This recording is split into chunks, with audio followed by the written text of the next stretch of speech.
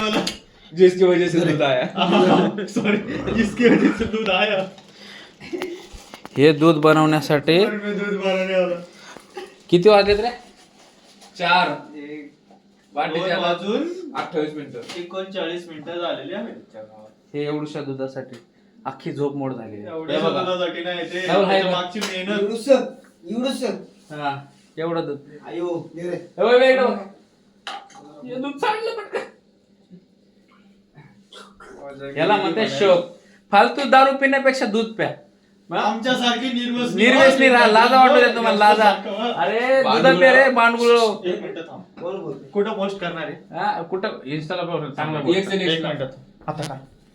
हा अरे, ऐकायला तिकडचा. हे मी काढलं असं. नाही ह्याच्यात मिक्स आले सगळ्या.